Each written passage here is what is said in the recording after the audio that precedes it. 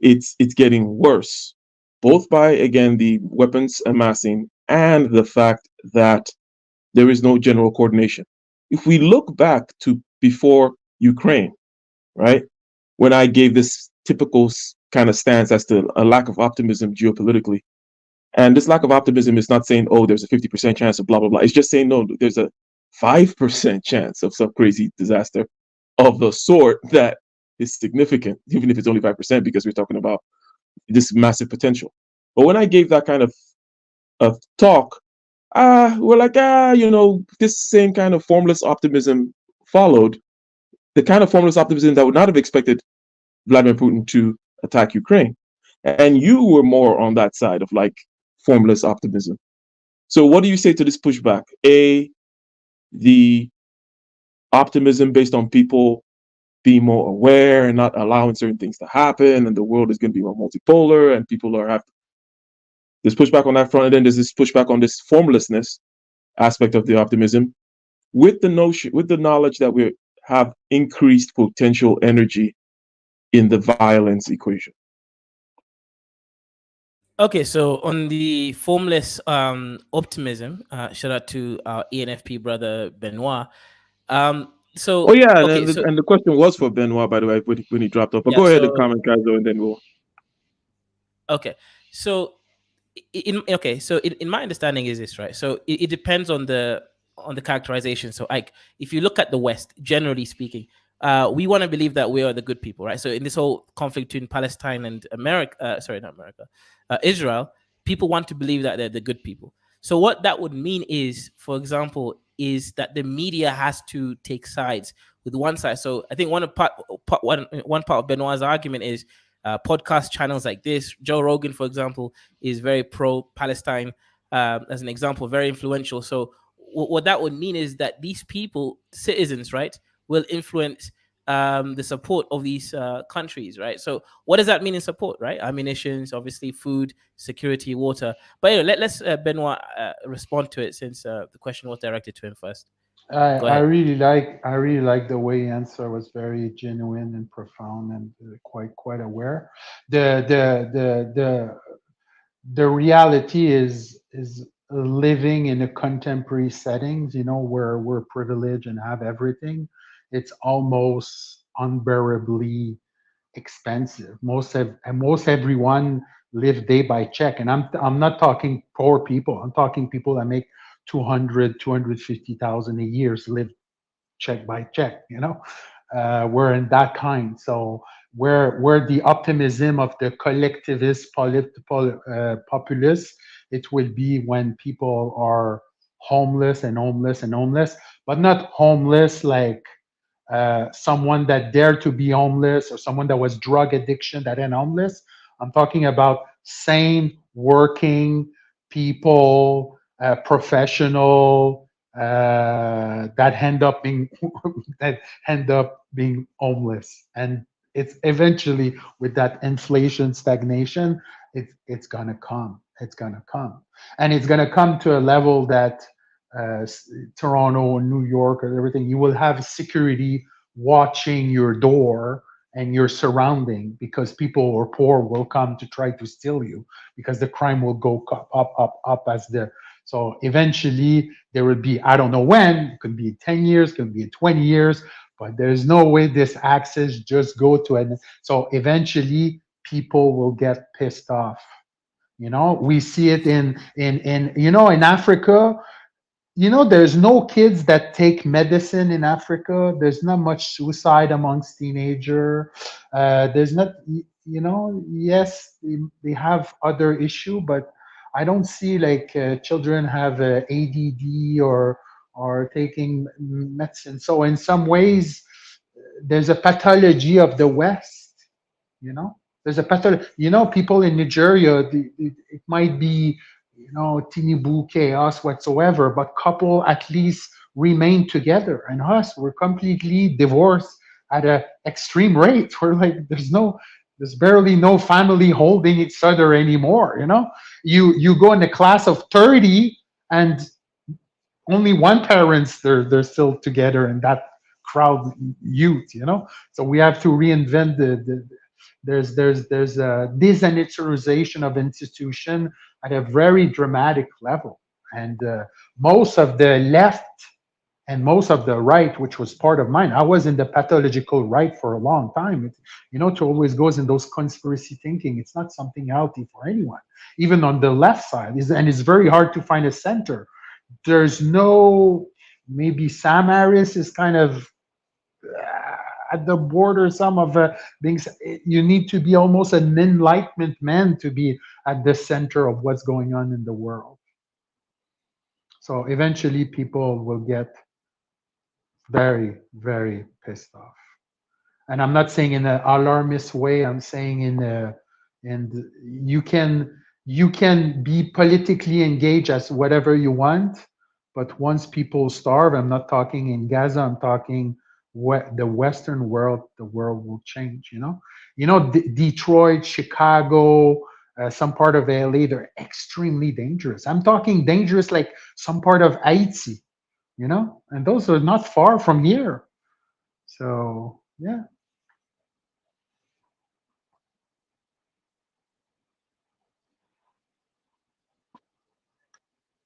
Well, what are your thoughts, Kaiser?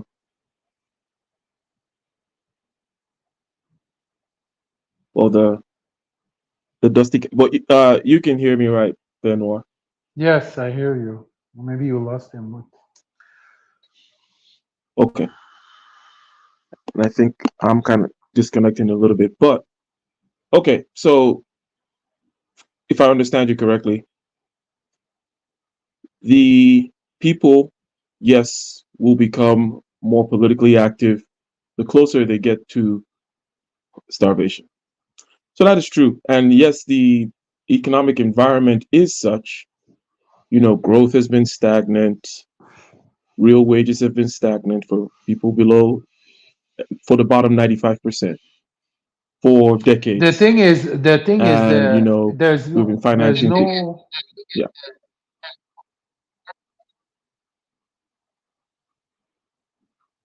Do you hear me clearly? I think it's like a delay or something, but I hear you. People, the model of progression is done. Thing will remain about the same, and it's okay. You don't need to expand economy. Of course, Africa will, because it's such an under economical output. It has lots of chance to grow, but something in America will kind of remain just fairly stable. People have to let go of expansion. There will be a Yeah. cultural So adaptation what's to. the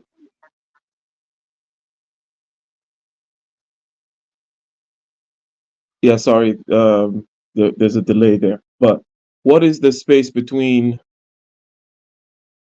here and there? Because basically, and you've dropped off, but I'm going to continue along the lines you're saying there.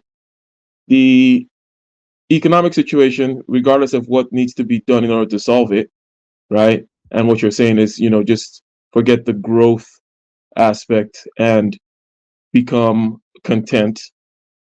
Um, but we're only talking about the economy insofar as people are going to be politically active or not, or going to this particular group of people who are becoming more aware, are going to stop this or do that. And then that, hence, we're looking into the economy. And the economy has the pain has to come first for that to happen. And we were just looking to see, well, what's the likelihood of the pain coming and how would it come? And I was just pointing to the fact that the growth which is expected has not been there, and things will have to come to a head. So that redounds to your point about the people who become active in that way.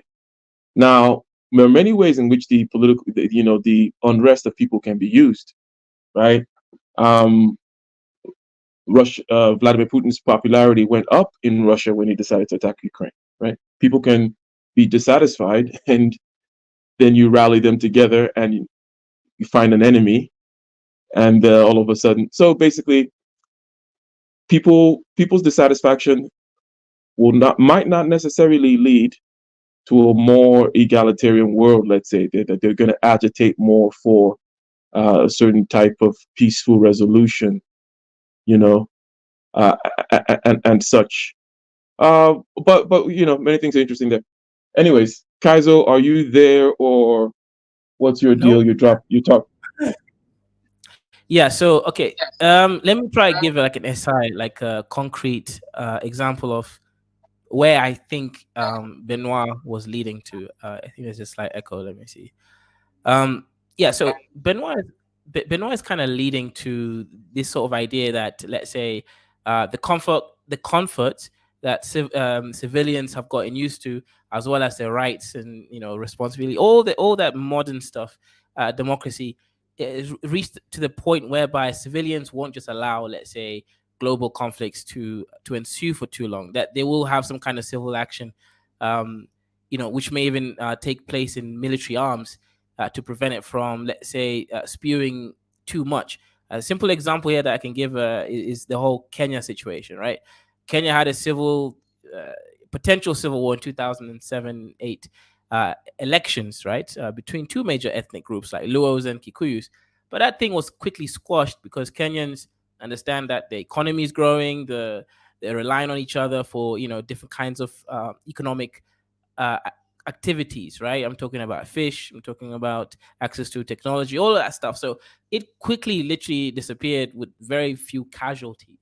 So I think what Benoit is saying is like, as the media, mass communications, and all of that stuff is going on, it's going to lead some kind of meta-aware civilians, similar to what happened in Kenya, right? The Ethiopian conflict ensued, and the main difference there is because these people aren't rather what we consider rather, meaning they're not really aware of the situation around them. They're stuck in tribal politics.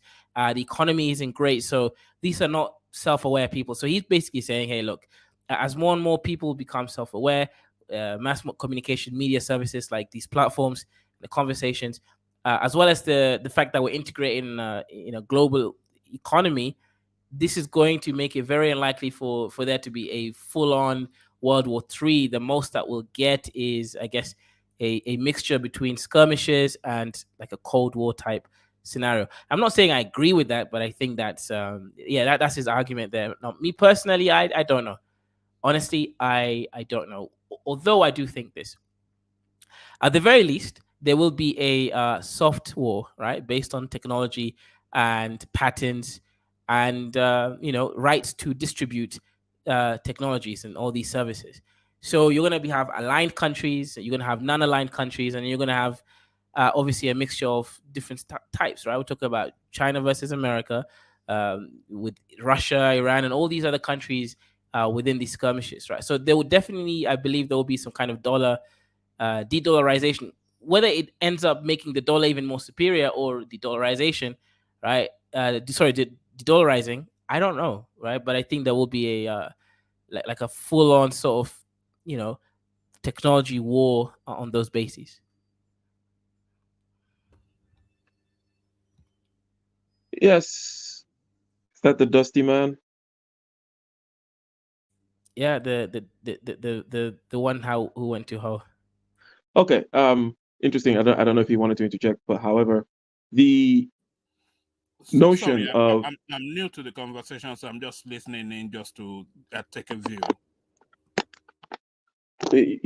you ran away from you handed over the okay. Um Now, the notion, for example, that democracies do not attack each other is along the same lines as this kind of a notion, right?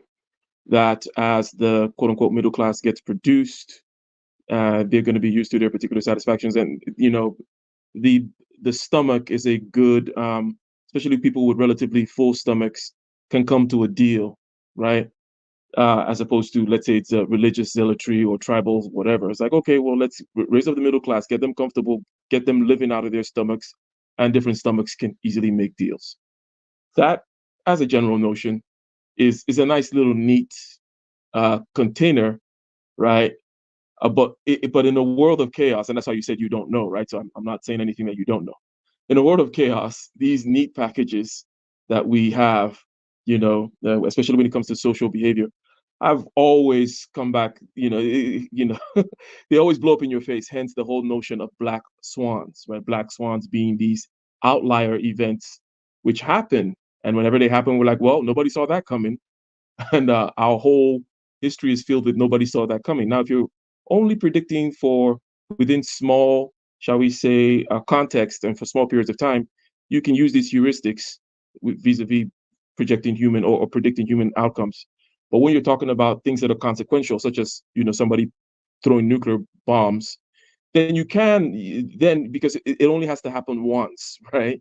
And these kinds of heuristics as to how human beings will act again with the middle class increasing, that people will agitate for more of a peace. They're not going to go. But um, I like the idea, and also the whole kind of Steven Pinker thing of looking to the kinetic energy as opposed to the potential energy of the equation, where kinetic energy is just looking at the actual hot wars and people actually killing each other, which is reducing, but the potential energy of the weapons that we're amassing and all the kindling, right? The various kindling spots, the sparks that things could spark off at, right? Whether it's Taiwan or this or that, right? Those are there. And those are the things that I find. Uh, so it's a pushback of the optimistic position, right? The optimistic position of that, Uh, so that perhaps hasn't given you anything to chew on there, one man. But yeah, we're talking perhaps also about the effects of crazy configuration like World War III in Africa, right? I know it's a question that you've asked before. Is it something you've given much thought to? What would be the effects of world war or bigger war, larger conflict, increase in Ukraine and Palestine, whatever? What will be the effects on Africa? What are your thoughts, one man? Well, I'm just a Oyo and a Lefe man. And you can't think right. You can't think quite right unless you are from. Oyo. Well, there you are. You said it. So yes, it depends on the parameters of the war, of course. And where the war springboards from. I'm coming in blind into your conversation, by the way. So I'm taking it from that intro point that Ike just gave. So it depends on where the war springboards from. So because there are two possibilities now that is cascading towards that reality. Let's not call it a reality. There are two events cascading towards that possibility. There is the little contretemps, Ukraine, Russia, and then the historic blowouts in the Middle East that has now come into this time. But this is probably one of the most dangerous times for that sort of going on in the Middle East, because the world is weaponized now with some of the most potent weapons that we have ever had. So the way this thing is going now, there's a possibility, hopefully not a probability that WW3 might well be something that comes to fruition. But how does it impact on Africa? It depends on where that war comes from. So if it's the skirmish between the Russians and the Ukrainians, the spillover into Africa will be more economical than anything else. But if it's the goings on between the Israelis and the Palestinians, then the spillover will be more impactful on the African space because they are more immediate to us. So either way, we'll still get it, but to what level of dosage depends on what sparks it off. What of the China situation? What if it comes from China vis-a-vis Taiwan, United States and China? What do you think? Well, we won't care then. We will send them food aid. All right. So, Kaizo, yeah, what are your thoughts, or because it was a question you asked earlier, right? So, what are Yeah. your summaries regarding? Yeah. Yeah, so okay. I'm not gonna go thinking we're gonna go nuclear anytime soon. Reason I say that is because there are no good nuclear defense systems yet. Right. So the moment where America, obviously, let's say, breaks through and creates let's say nuclear fusion, there's an example like a clean energetic way of creating mass destruction, hey, then you're gonna have that nuclear war potential, right? But right now, while America still values its existence, I doubt we're going to go to nuclear. And this is true for most people generally, right? I doubt you're going to have countries that are willing to go that far. So that's I'll put that off the potential for the time being. Now, when it comes to, like, let's say a global, phosphorus warfare, or typical ammunition warfare, I think that's already on the way, right? All that's missing now is formal siding, right? We know who NATO is aligned with, but we haven't had like mass number of countries actually say, "Hey, we are also at war." Yet, I think when that happens, and that's it. You have World War III. Already got all the actors I mentioned. You got the Kurds with Turkey and that area. You got Syria. You got Iran having conflicts right now. You got the whole of Africa, Sahel, Sudan, South Sudan, Congo, Somalia, Ethiopia. Basically, the whole world is on conflict already. So I think what's missing is formal sides, and let's say tethering to specific world powers. Now, the moment when that happens, I think that's when the conversation can actually ensue. So yes, I'm not optimist and I'm not a pessimist either. I do think that we have to be careful in terms of how we invest. You have to be someone who can move between any country. You have to have a passport, have enough money or Okay, assets. cool. So you're saying this about the individual, and perhaps you could say it about Africa. Like, when is Africa going to leave the sidelines? Shall we say, right? It might be the case that you suggest that we stay on the sidelines, right? But staying on the sidelines means something, right? It means a priority that typically you're not a player, you don't have anything at stake, right? That is the starting condition. If you can afford to just stay at the sidelines, then you probably didn't have much at stake or not a player to begin with. Or Now, you don't want to be a target. or you don't want to be a target. Okay, but how long can Africa remain in that kind of a stance? Or should Africa actively start taking stances or forming alliances or whatever? Or you could imagine, this war continuing, and well, how can you at least take advantage? You were talking about, Kazi, we were talking about the individual being able to maneuver, right? So you can say the same thing for, let's say, Africa being able to maneuver, being able to free and be able to deal with and blah, blah, blah. That could be a principle that applies both to continent and individuals. I don't know, anybody can say whatever, but should Africa remain on the sidelines? Is that always a benefit to you? Do you want to be a player in this thing? Africa cannot be a player in this thing, and Africa necessarily has to be on the sideline of these things, because they don't have the boots to get on the field to play. They don't. They just don't. Ultimately, where Africa is positioned is where they should be positioned, to stay on the sideline, let it play out, and go with the victor. That's just ultimately. If they pick a side and they pick the wrong side, they'll suffer heavily for it. That's just it. Hmm.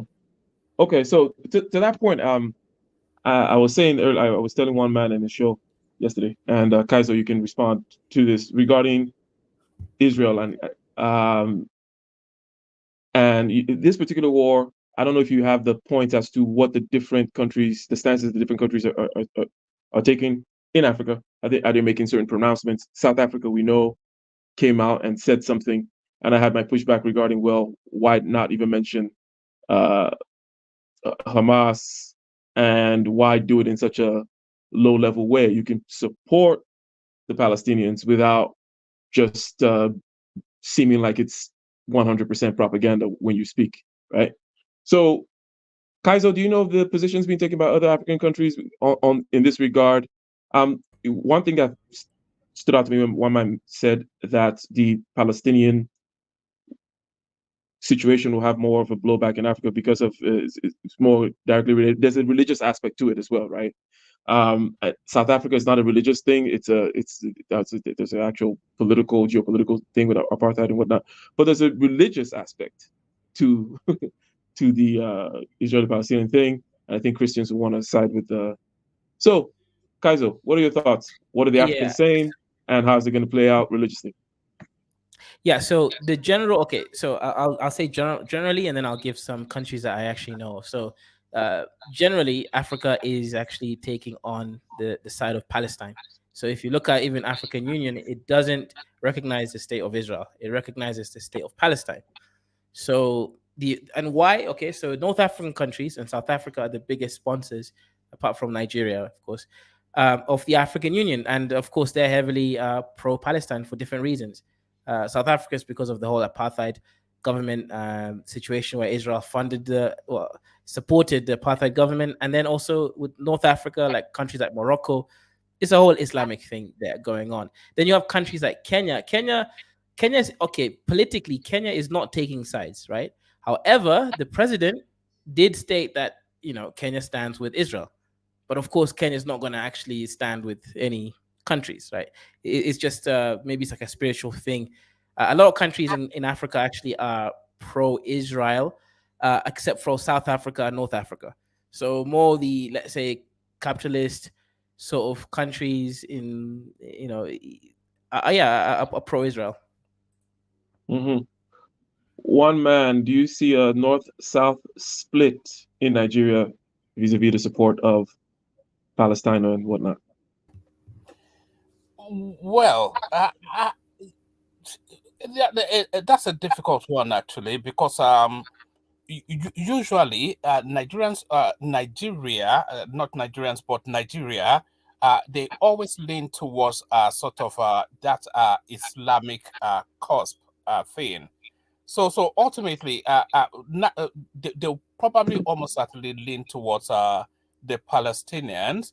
But then, of course, the southern Nigerian space is a heavily Christian space. And one of the lead pastors in Nigeria, Pastor Adeboye, he has already come out to make sympathetic noises towards the plight of the Israelis. So that's somewhat of a dog whistle to that space. So yes, there will be that chasm, but it won't necessarily be a north-south chasm. But it'll be a religious.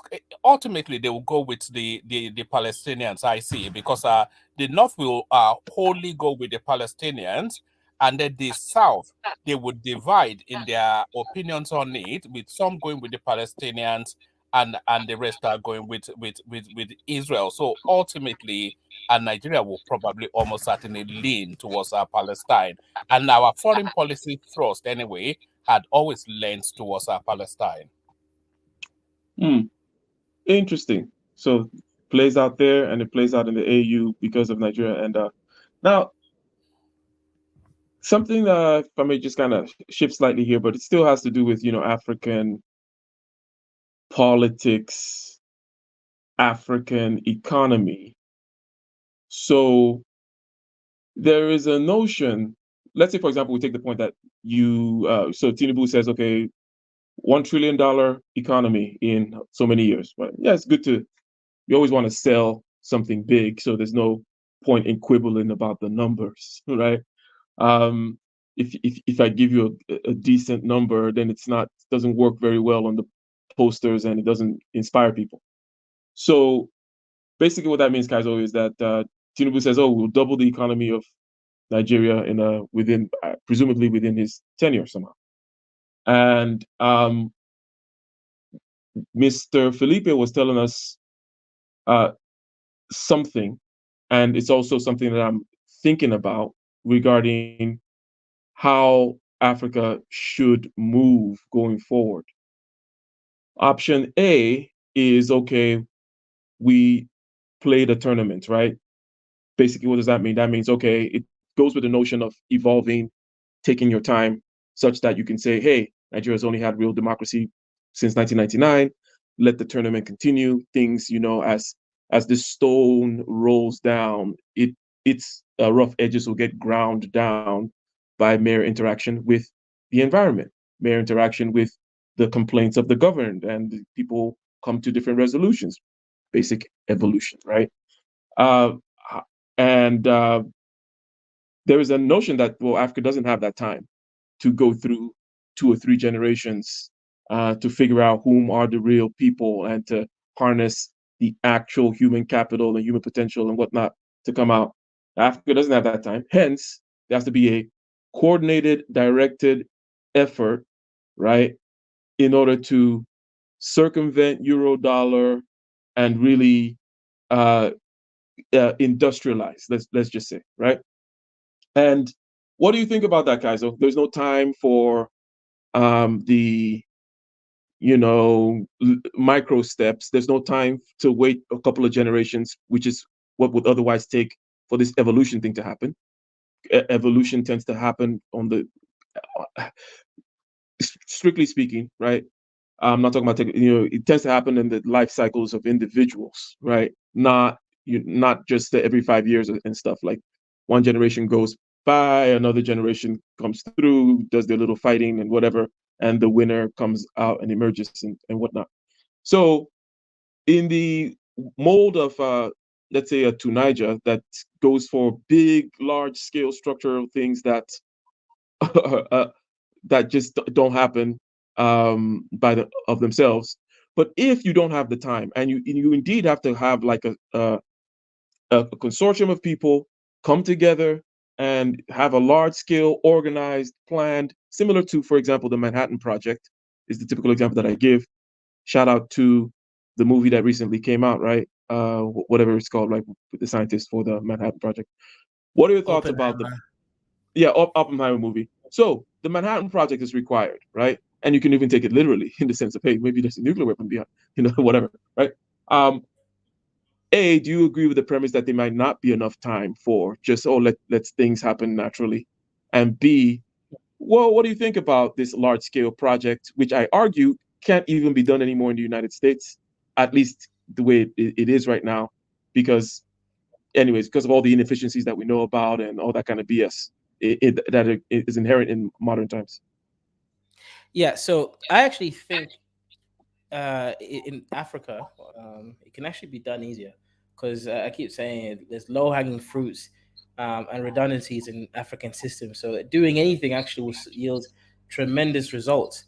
So yeah, on one hand, I actually think yes, Africa definitely can actually benefit from large project. Right. First of all, like I said, right, fix the low hanging fruits. Right, and yeah, I think it's possible. Like I think all it takes is just a coordinated effect and effort, and it can be done within 25 years, as Flexed Up said. I don't see why Africa will need more time than China had in order to get its shit together. But ultimately, it just is just lack of coordinated effort. Because think about it, we've never been coordinated. I'm talking about even within specific countries. Forget the whole continent or region and all that stuff. We've never been coordinated since the beginning of time. So, well, recent time, right? Last 400 years. Hmm. Okay, never been coordinated, but low hanging fruit can be plucked, blah, blah, blah. It'll be interesting. At the end of the day, shout out to Nakmizi. If you stay at the bottom forever, it might be a good spot to stay. Insofar, if you just remain a non-player, and you can survive off of charity, and maybe the rest of the world will let you starve at least. Um, Yeah, I mean, look, how do I say this, right? This is an opportunity for Africans to rebrand themselves because after this new world war, there's going to be new players, and ultimately, right, we can actually take and so-called steal technology and all that stuff, right? Like I mentioned before, the biggest hurdle we face as a continent, region, or individual countries is just lack of organized structures. Like even just corporate espionage, right? Go steal technology, go back, make your own cheap version of it, and then don't even put it into international market. You can literally sell it within the African market. No one really cares, right? It's not as if these countries will stop trading with you because you're selling some off-brand uh, products. Like if you go to African countries right now, like you go to Kenya, Nigeria, Ghana, right? I'm sure there is these people that sell copyrighted movies and products on the streets, and the government even collects taxes from them. Is that not the case? yeah, that is true. Yeah, no one cares, right? So I say go the corporate espionage, go steal technology, go back, and build from that point of view, and then just have a coordinated effort into solving certain things. Because what we've seen in this war, which again we don't need to see it, right? We can abstract it, but Palestine right now is being cucked by Israel because Israel has their water, their food, and their power. So if Africa wants to survive, right, not just be at the bottom, right, have a standing chance, they need to at least master those three things, like food, water, and power. Technology, you see, technology, you're resolving it because it's just an organizational problem, as a byproduct of even trying to solve that main issue. Caesar says, survive of charity. Who said what? Caesar says, survive of charity? Mao. Yeah, that might be some people's lot in life, or the lot of a whole continent in perpetuity. Uh, you see, what you say is interesting, right?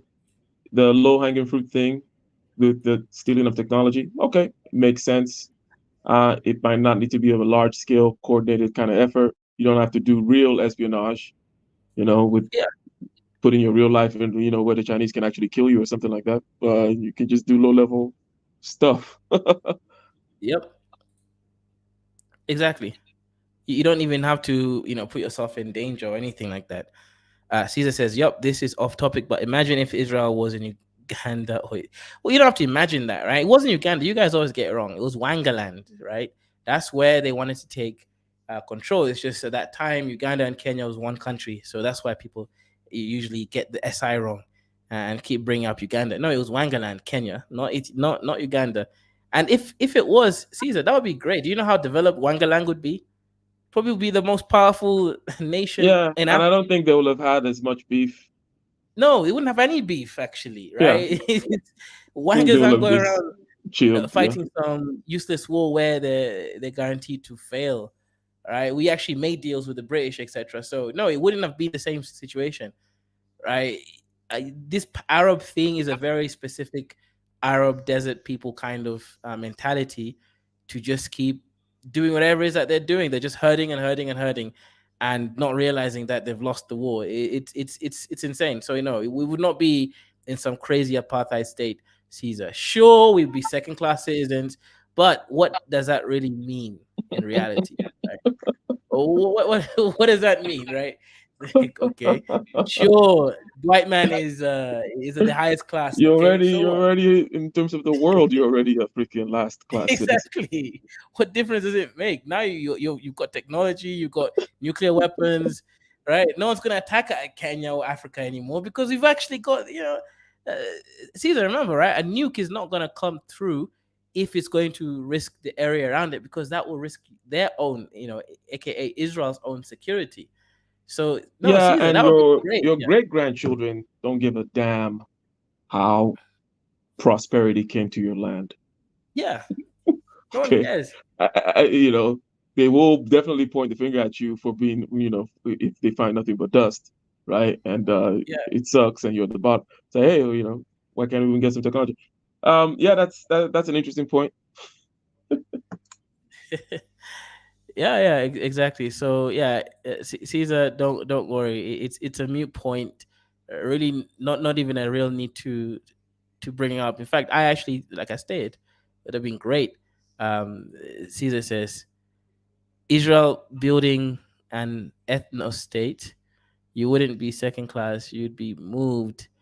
No, no, no, no, Caesar, no, no. It's like you sometimes you guys really feelers, especially, right? You guys project the wrong things from like historical accountings and stuff, right? Israel is not just gonna move you out of the way or create some crazy ethno state. First of all, there's not that many wangers, right? That's one.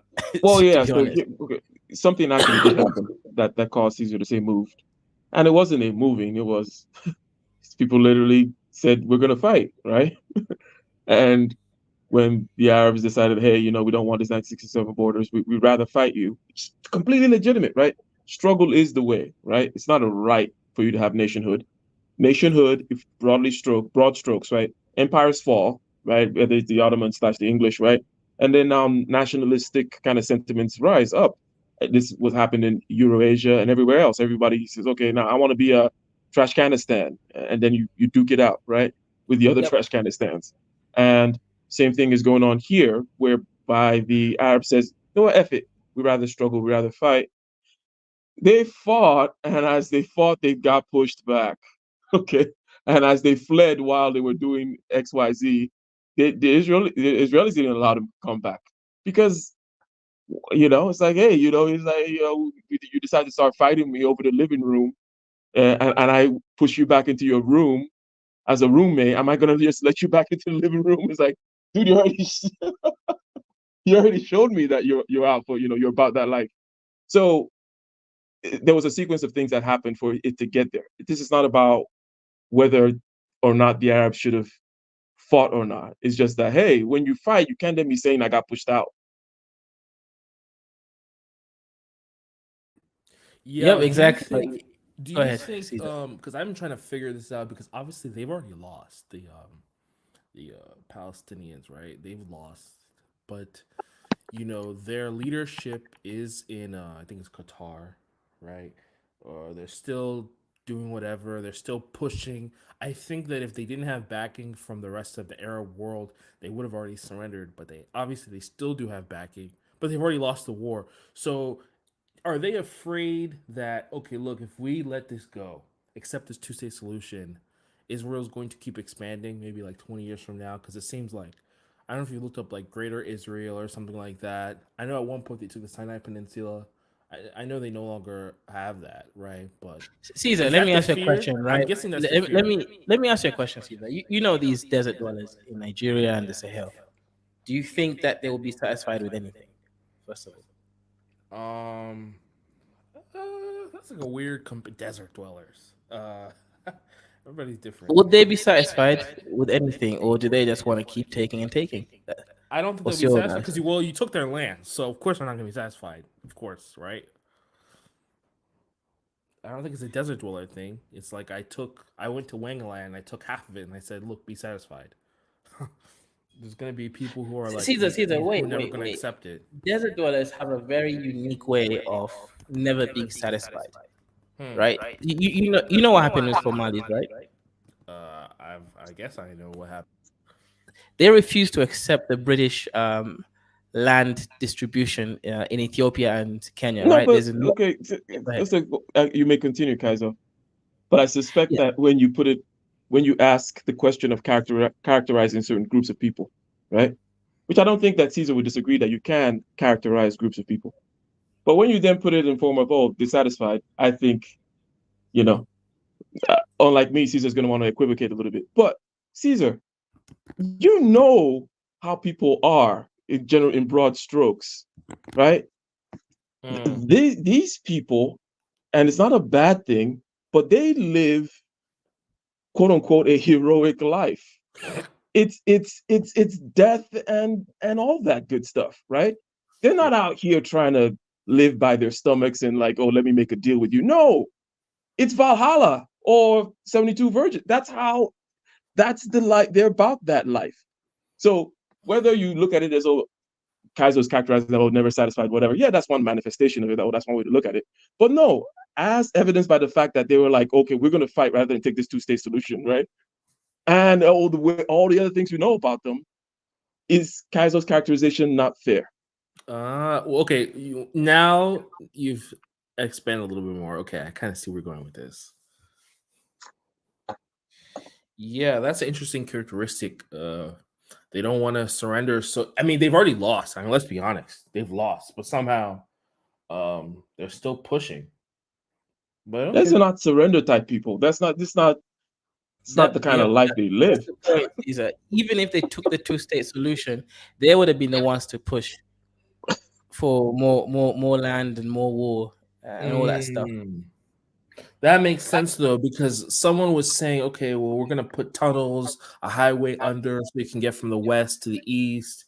And the Israelis were like, "Look, are you crazy? We're not gonna let you guys do that. You guys want to put us at risk for the rest of our history." I'm like, okay, I guess I kind of see their. To me, I'm just looking at it like, look, one side has nukes and the other side has sticks, and they're still fighting like crazy. It's ridiculous, but interesting. When you ask about Africa's, what's Africa's? If Africa does not, do we have any foreign policy interest? Come on, do we? in the Israel in the Middle East? Do we? I don't think we have any. Not really. I mean, foreign policy interests. Not really. We have sides that we think we have to take. Some people think they have to take that side. The general side is, the underdog side. I think that's a general tone across Africa. And you have Yeah. certain specific people who want to take the Palestinian side beyond just the underdog narrative. I think, and just forget whether it does anything politically, because nobody really cares what these African countries have to say about Israel and Palestine. But I think that we kind of, at least since nobody cares, let's at least be more nuanced, right? I tend to think it's always just like the South African president came out and said in his own speech, he didn't mention Hamas. Why did he come out and give a speech? It was a certain recent events, right? Well, what happened in these certain recent events? Just never mentioned what happened or Hamas. The whole time he was just talking about the Israeli government and what the Israeli government has to do, and we need to go back to 1967 borders. Apparently, that's his stance. It was like, yeah, the 1967 borders was rejected, and they went to war over it. It wasn't the Israelis that rejected it, right? And I think time after time, it's been the other side that rejected the land thing. And again, I must say, I don't necessarily, it's not like I think that the Palestinians are wrong or the Arabs are wrong for acting the way they act. I wholeheartedly accept them for who they are, right? Like, I'm not trying to change them. But when I see a badger or a crazy, bulldog, I don't try to pretend or judge it. I don't judge it morally, right? And I'm not going to pretend it's not what it is. I think that bulldog only respects one thing, right? I think to be a little extreme, I think they will respect the hell out of Israel if Israel actually just finished the job they started right from the very beginning, right? Like if they were just like, oh, it's like this, you're coming, okay, I get it. It's it's balls to the wall, right? You guys want to go super supremacy of this land once and for all, and they just went full crazy domination. I think they will respect that more. They'll be like, oh yeah, damn. Well, didn't they kind of try that? I mean, when I look at the whole Sinai Peninsula thing, I'm like, these guys really tried to just come out. These Indochai, they came out of nowhere and just tried to take the whole plot of land, but everyone got strapped. So it's like, okay, if you do that, well, look, we got straps, and because if you look in the Middle East, a good amount of them have nukes, even though they're still dusty. Yeah, plus Saudi Arabia and Iran are doing their own. So the larger Arab world doesn't give a damn about Palestinians, right? It is just a way of A, not liking Israel, B, fighting against the United States and its interests. And a lot of the stuff we see is a proxy war between Iran and Saudi Arabia, where Iran is on the side of Palestinians and Hezbollah and the Syria and the Lebanon. That's their thing, the Shia thing, right?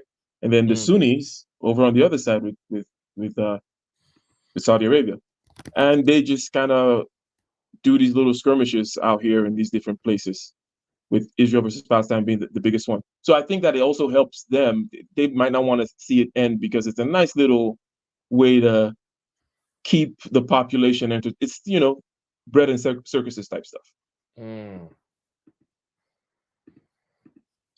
That's fair. Yep. Do you think there's any lesson for Africa in this? Is there anything we can really gain from this? What's going on here? How can we capitalize off what's going on? Kaizo kind of touched on that, but I didn't really hear a strong message. Yeah, Kaizo, do you want to expand upon the African continent, what it needs to be, how Africa needs to be a passport bro, and hold to the highest bidder? Yep. Africa needs to definitely be highest bidder. We need to stop doing this weird alignment with some dusties, right? This whole BRICS or this, Africa in general, right? Just needs to do the low hanging fruits, as I mentioned, Caesar, right? Corporate. If these dusty Africans raise their hands one day and try to challenge the Arabs, like. Right. The Arabs are not gonna, you want to talk about racism and all that crap? You haven't really seen racism. No, wait, what? Anyway, go ahead. right? It's like, okay, look. I don't care about Israel or Palestine, right? I do know that Kenya, however, does trade with Israel. So Palestine is literally of no consequence to us, right? It doesn't exist. It's irrelevant to us, right? So, Caesar, Hmm. you are a white supremacist advocate, right? So here's the thing, Caesar. As a white supremacist advocate, you got to understand that Israel is treating black people way better. Do you know? Do you know how the black Palestinians are being treated in Hmm. Palestine? Way worse than any Israeli will treat a black person. Israel is still technically a democracy. Palestine is not. That's the other things. You guys are usually kind of looking at the Dusties from a weird angle where you project your own, let's say, colonial historical roots rather than looking at it objectively. Arabs enslaved you until 20 years ago. You Hmm. realize that, right? Hmm. At the very least, Israelis never enslaved you any recent historic time. So all I'm saying is, don't go around aligning with Dusties just because it's the new multipolar world, like kumbaya, right? Hmm. That's what I'm saying. Like, really look at this strategically, right? Israel is way better to black people or Africans than Palestine ever will be. Wow. And Yeah, Kaiser, what you just expressed, that's like a framework different. Like a lot of blacks, we tend to, like what Ike was saying, we tend to see things from this underdog. We don't have foreign policy. All we do is, oh, let's support the underdog. Our foreign yeah. policy is always the underdog. And it's like, wait a minute. That's not a real foreign policy strategy. you It's know, not a strategy at all. It's a reaction. It's a slave morality reaction bingo. based on what we think is morally aligned to us, right? So we generally don't know Machiavelli tactics at all, like as a collective. Like literally, Africans people just don't seem to know how geopolitics is played. It's like we missed a class in diplomacy, and all we look at is just if this is why. What do you think the East Europeans just said? Africans should stay out of this Ukraine situation. They're not competent enough to even be part of this discussion. They just want to talk, but they have nothing to add. They said that you guys thought it was racist, but they're not wrong. They Mm. literally, man, you're just talking. You're not gonna resolve that conflict at all. You should just stay out of it. That's what they said. That is true. you know, the big men in your family, right, or whatever, this family patriarch and this other, they got some beef, they got some things. There's like 1,700 acres of land, prime real estate they have to divide. And then they come to the summit, and all these dusty uncles from the village, they want to come to the panel. It's like, dude, Yeah, come on, like, I exactly. mean, Uncle Emeka, we get it, but Yeah, man, that's like a perfect analogy for that situation, right? It's crazy. Yeah, but that's perfect, like exactly. We did miss that class, by the way. We actually did miss that class. Caesar, here's the thing, right? So when you're Machiavelli, it doesn't mean, like, let's say if Africa sided with Israel in this situation, it doesn't mean that Africa agrees with Israel or the Mm. so-called humanitarian things that's going on that we're against. It doesn't mean that at all. You're just aligning. You're making strategic temporary alliances with people that will give you what you need, right? To obviously industrialize, evolve, steal some technology. Then you can come back and align with whoever you want. It's all a game, and I think that's the issue good. Africans I don't think seem to it understand. well put, Kaiser. So it's a game, and imagine you have this board, and you can project different games on it. Oh, just like a tablet, like an iPhone. You press different buttons. Now it's chess. Now it's checkers. Now it's Tetris. If you look at the program from that slave morality point of view, or that the general kind of group value system of the underdog and all that kind of stuff, that particular chessboard, if that has a certain projection regarding where you move, where you go, blah blah blah. And the Machiavellian chessboard is exactly what Kaizo said, which is it's going to be a chessboard that says, okay, where are the resources? Where do I get advantage vis-a-vis things that I need to get done regarding industrialization, my other priorities? Number two, it's temporal, as in these particular spots on this map now, on this chessboard regarding whom is best to align with in order to get these needs met. is going to change over time, and it's going to change after I meet objective A. Okay, cool. I've got the agricultural sector sewn up. Now, what's objective B? Towards my goal. So that's also going to change, and there's, I mean, that is, if Africa shouldn't be, we don't have the luxury of looking at that other chessboard, that other board where you're looking at trying to be holy. That's when you're on top, or at least trying to approach the top. That's when you're now, okay, now let me polish up my image. That's a typical thing, right? You're a crazy man until the end, and then you do philanthropy in your 80s, right? Yep. But if you don't got shit, who gives a damn? Yeah, exactly. And that's probably due to the fact that a lot of blacks slave morality, right? So that's, it's MLK, Gandhi, I mean, Nelson, let me not do too much. But all this slave morality, do the right thing. How would you feel if this was done to you? I mean, these are strange comments to make. So in this, let me ask you a question. What do you think would have happened, or what do you think about this scenario? Ojukwu stayed and went down with the ship, right? What do you think about that as opposed to what he did? I mean, they would have captured him. He would have been a prisoner. I mean, I don't know what that would have accomplished him being a prisoner, I guess. Okay.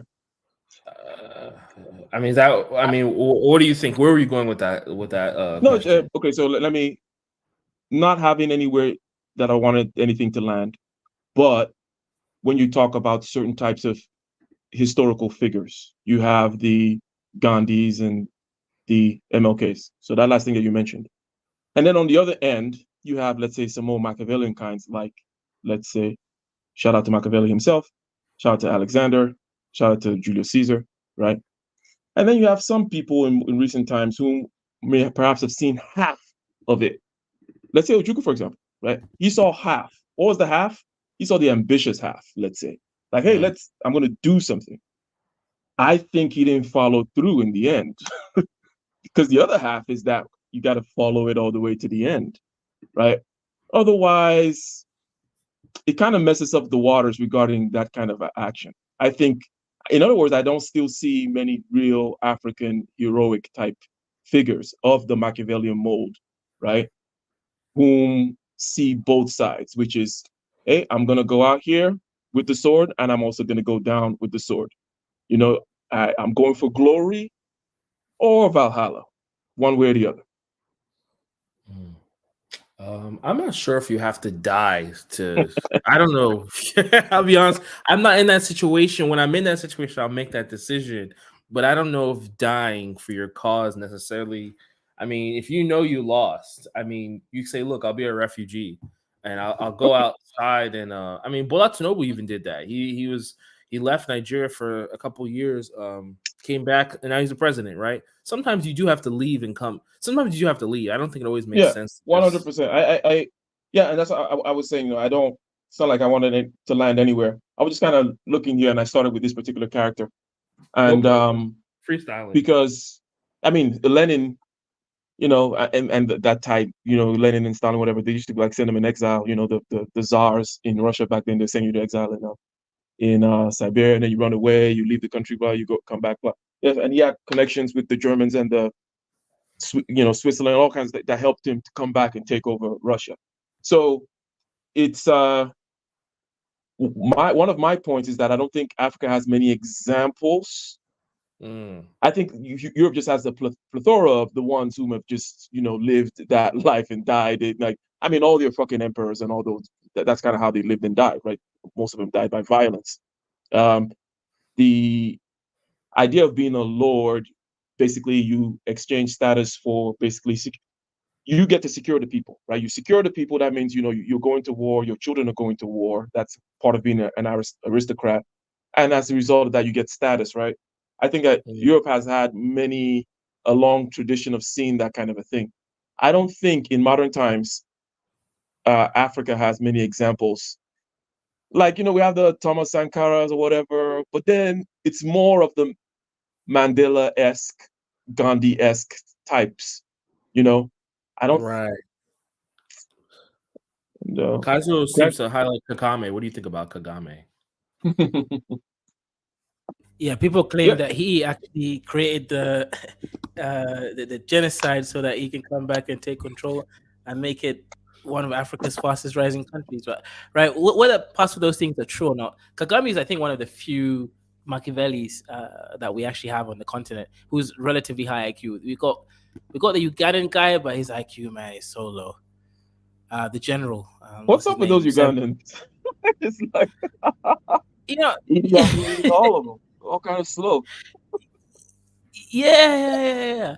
It's interesting. I don't know because I think they've had like over 20 or so presidents, like just kept killing them or removing them or something, and then they were like you see, like Ugandans don't listen to reason; they listen to power. So it's just happened that these low IQ ones were actually the most powerful ones because they weren't trying to reason with the people. The high IQ ones, they all got removed from power. Wait, but here's the thing: when you have people, I don't know how I feel about that because I feel like people like Tunobu, Paul Bia, or whatever. These guys are kind of like dark. It's just all of their IQ is kind of wrapped up in staying in power. None of it is like, okay, let's improve as an like. When is it going to get to that How stage much where IQ do you need to remain in power, though? You see, you're kind of making okay, you don't need that much IQ to stay in power if you just improve the country a little bit. You get it. So these people are just not that high IQ, to be honest. Right? And oh, by so you would IQ, say I they're not mean, even. You're saying the IQ is not even that high because staying in power is not a big deal. Come on, you it's can't not a do big that. deal if you just all you gotta do is just make some basic stuff in the country and help people country feel like their life isn't a complete waste of time, and they're just gonna leave you alone and to rule for as long as you want. The issue is these leaders ain't even doing the basic stuff, right? So the population over there, they're spending probably more energy trying to keep power because of them being low IQ rather than if they were high IQ, it would actually help them keep in power. Hmm. That's the thing. I see what you're saying though, Caesar. I see there are two aspects at least. I see what you're saying. A, yes, to have the thirst for power, there is those are requirements, necessary requirements, but not sufficient for the Machiavellian stew. I mentioned the uh, uh, ambition aspect when I talk about Ujuku, for example. Um, so yeah, anyone that is able to go there has some attributes, but also regarding Tinubu and such, the fact that they kind of went out there into the world and made something kind of themselves in in America and such. I also like that aspect too, right? Because it shows something which was as a matter of fact is missing in the Ojuku types. Ojuku, go on, that whole first generation. Those are basically rich kids that got trained by the white man to run the white man's machine, right? They did not build their machine. They did not build their wealth, and the education was just spoon fed to them by the white. Like this. So a little bit of a self-made hustler guy, and yes, including the drugs. Yeah, what the hell? United States. I don't want to even get into the whole moral aspect. I think it to be a